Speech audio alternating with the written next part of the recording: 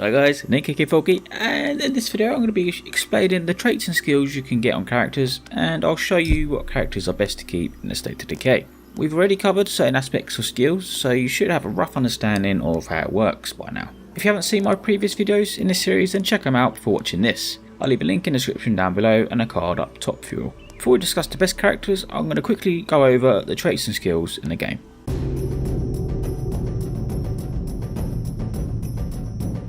Traits.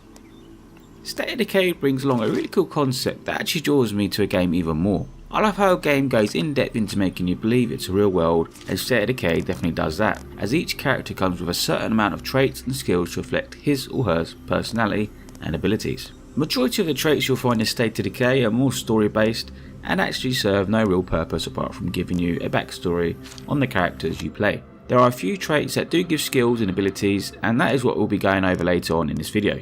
Some traits in the game can be acquired by doing special side missions for a character, or simply just hearing them tell a story. Traits in the game can be split into 8 different categories. Bio. The only known trait of this type is chronic fatigue, which is found with Lily Ritter. History. When you do special side missions, this is a type of trait you can acquire where it explains their history before the infection. Backstory. This is a brief fact about a character's past before the zombie outbreak. Typically, this will be randomly assigned to characters in the game. Story trait. This trait is invisible and it designates the role of a character in the storyline. In breakdown, this trait designates the radio commands that that character unlocks. A character can only have at most one story trait. The job trait. Now this trait is what a character had job-wise before the outbreak, pretty self-explanatory. Hobby. Again, with the job trait, this explains what the character was into before the outbreak, such as arts and crafts. Personality trait. This trait shows you what they are like in games, such as are they a rebel, do they cause trouble, or are they mature and console others. And last but not least, talent. Finally, we have the talent trait. This trait is one that can either aid or impede a character's development, such as bum leg or powerhouse. Traits are pretty in-depth in this game, so I'd suggest you spend a little time just studying each character's traits and skills to understand them more. Right, okay, now we've gone over the traits, let's discuss skills in the game. Skills. Skills are a little bit like traits, but instead they affect your character's abilities and in-game performance a lot more.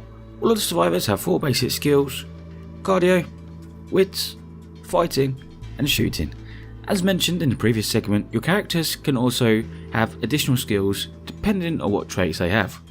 As you can see from the skill journal, your skills are shown as stars, and to level each skill you need to gain XP in them by doing a task directly aimed towards it. For instance, if you want to level your fighting skill, you will need to fight zombies with melee weapons.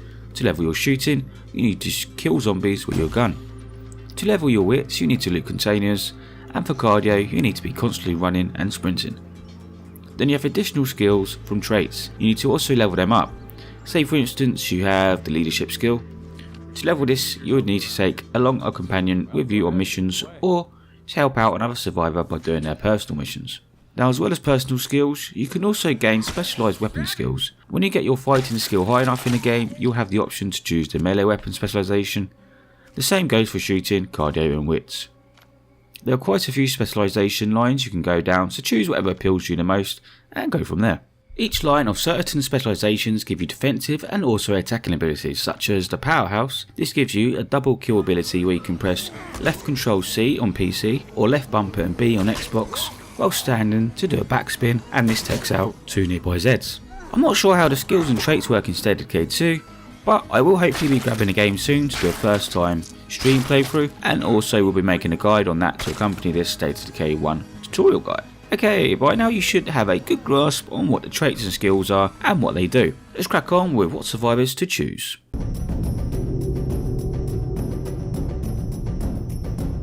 Choosing a survivor.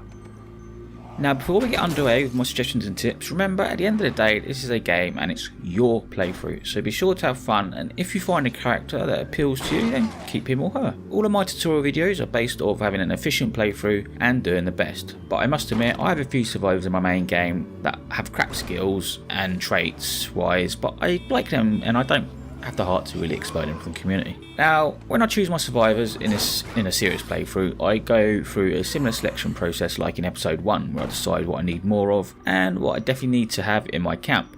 In my eyes, the most vital skills you need to have in your camp is the construction, medicine and cooking skills.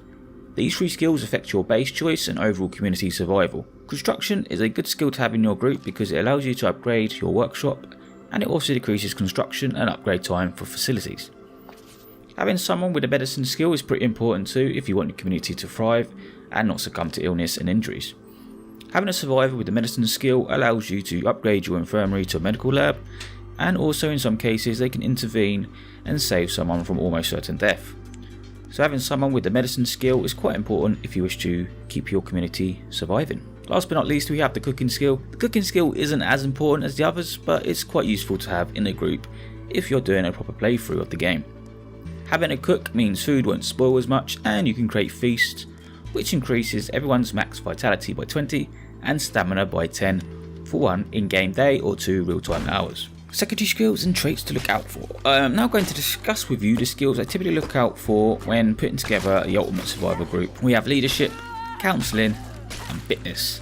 Leadership is great to have in your group when things start going south and you need someone to increase morale. The higher the leader's skill is, the higher your friendship gain is, and this allows you to become friends easier and allow you to play all the characters. The counselling trait is an awesome skill as well. I was tempted to put this in the core skills, but instead it's going in with this set. When you have someone with the counselling trait in a group, they can 1. Reduce the chance of violent arguments, 2. Reduce the chance of suicides, and 3. Reduce the chance of characters fleeing in panic. So yeah, counselling is pretty good to have around when things start heating up. Lastly, in this set of skills and traits to look out for, we have fitness. The fitness guru skill allows the community to increase their fitness and join a fitness regime. That increases everyone's stamina by 10 for a certain amount of time. The rest of the traits and skills are fairly optional in my opinion, and it's down to you what you choose after you have the core skills and secondary skills I've highlighted in your community. If you want to grow a big old garden, then grab someone with horticulture, or perhaps if you want to create big old bombs, then you'd want to find someone with the chemistry skill. Don't forget, it's your playthrough at the end of the day, and as long as you have the core skills in the community, then even the secondary skills can be optional. Hell, if you want an entire community of just fighters, you can do that. This now brings us to the next segment of the video: what traits to have that improve skills.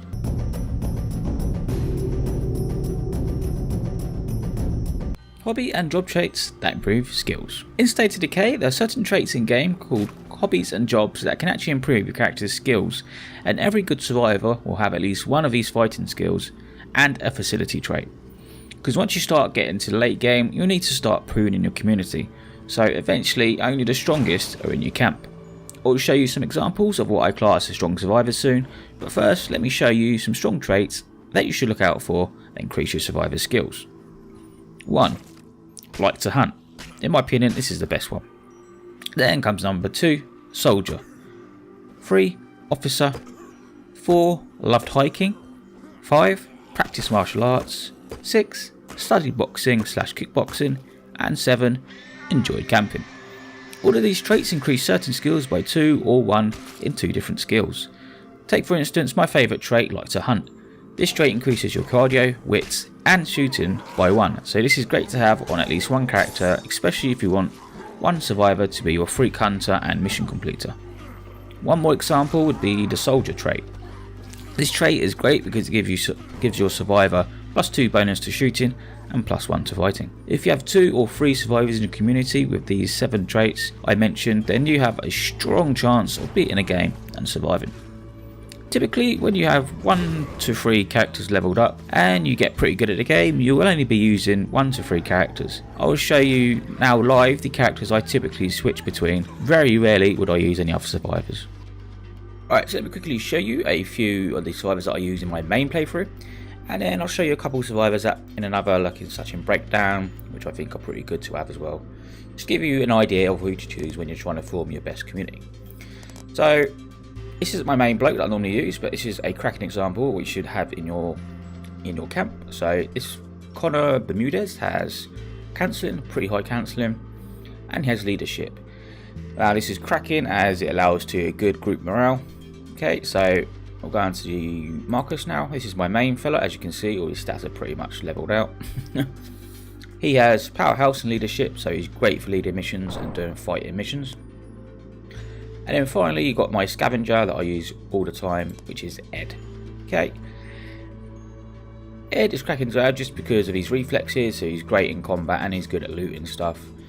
And he's overall just cool in my opinion. Okay, so that's the 3. Oh yeah, and we've got Maya, sorry, as well. She has a soldier trait as shown before, so she's really good at fighting and shooting, and she's great to have as a backup if, say, for instance, your main 2 are down, which for me are Marcus and Ed. And then Connor's like my backup, as he's good to have in a camp instead of leading missions.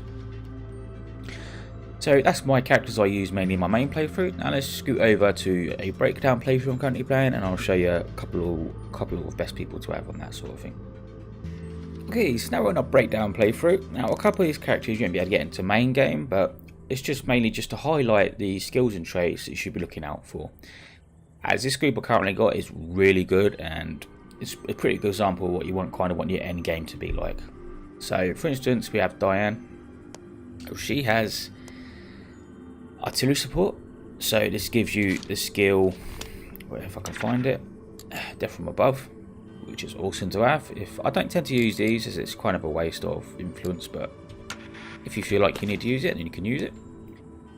And she also has the officer trait, which has really improved shooting, fighting and leadership, so it's just awesome. She has the braggart trait, but I think the rest of the positive ones outweigh that, to be fair. So she has fitness guru and leadership, so that's an awesome build right there, just right there.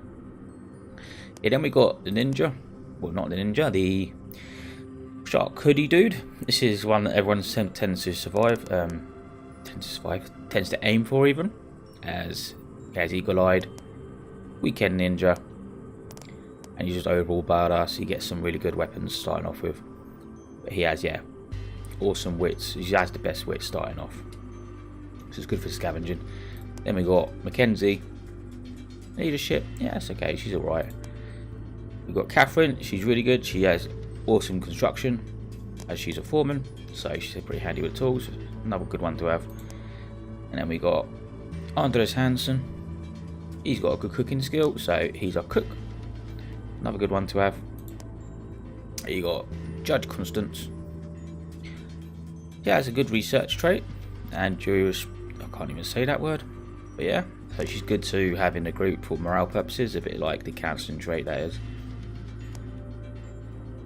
And then you got Joseph here with a powerhouse. So yeah, this is a pretty good group setup and something you should probably aim for, really. Hopefully you now have a keen grasp on the basics of the game after watching these tutorial episodes I've done. To finish off this State of Decay series, I will be live streaming the game for you all, so you can see my choices I make in real time in the game. So be sure to sub and click that bell icon so you know when I do go live. Also, if you haven't already watched the previous 4 episodes, I suggest you go and watch them as I go over pretty much everything else in the game. Hopefully this guide has helped you out. If it has, be sure to click thumbs up down below and leave me a comment. Till next time folks, stay safe and I'll see you in the next one.